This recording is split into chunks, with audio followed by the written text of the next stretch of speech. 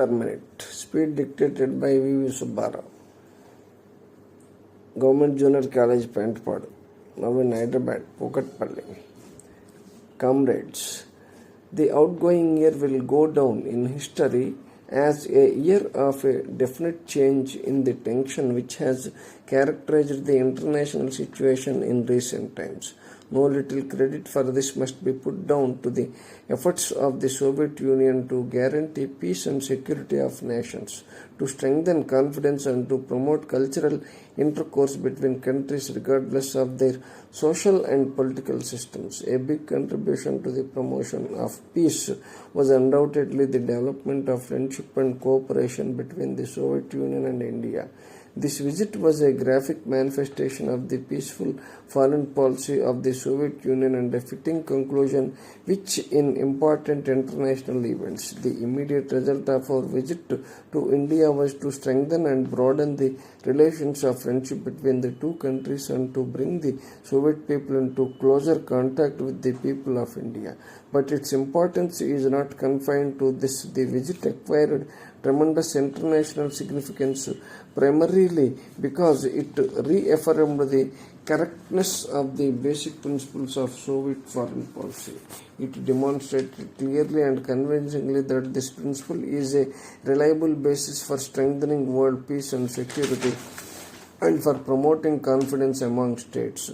We know that the Asian countries, whose inhabitants constitute more than half the population of the globe, are becoming an increasingly important factor in the international affairs of our time. For countries, the people of many Asian countries have been, and some of them are, victims of harsh economic oppression, seeking to justify their policy and their domination over the Asian peoples.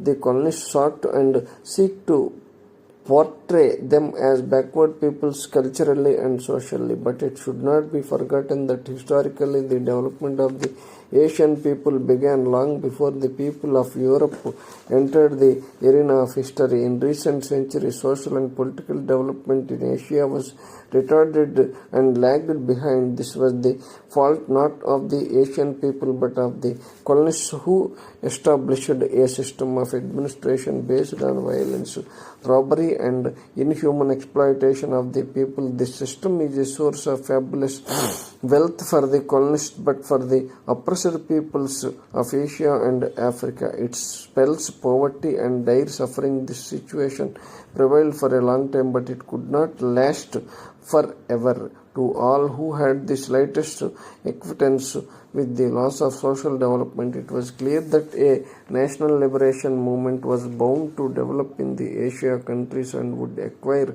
ever greater dimensions. The Asian peoples began to awaken and strengthen their backs. This great awakening was stimulated by the Central October Revolution in our country and by the weakening of the colonial powers as a result of the two world wars.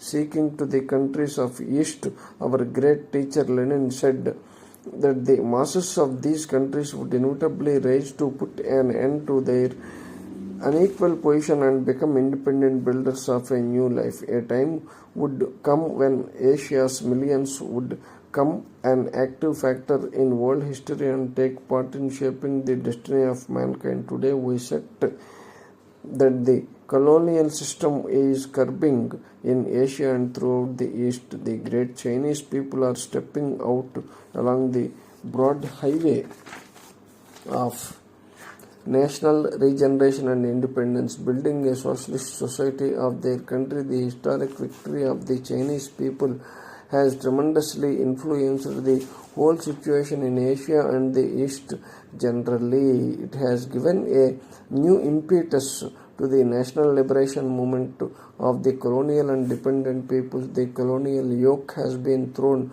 off by the people of the great land of India, inspired by the urge to revive and regenerate their countries. These people have now entered the period of independent economic and political development.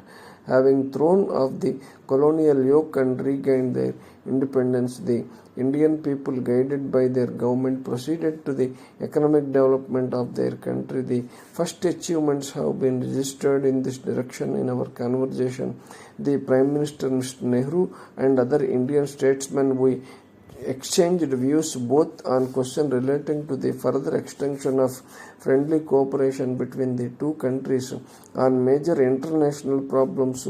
These talks resulted in the joint Indo-Soviet Declaration. In this historic document, the two governments reaffirmed their adherence to the principles of respect for each other's territorial integrity and sovereignty, non-aggression and non-interference of each other's internal affairs. The Soviet government considers that the adoption of these principles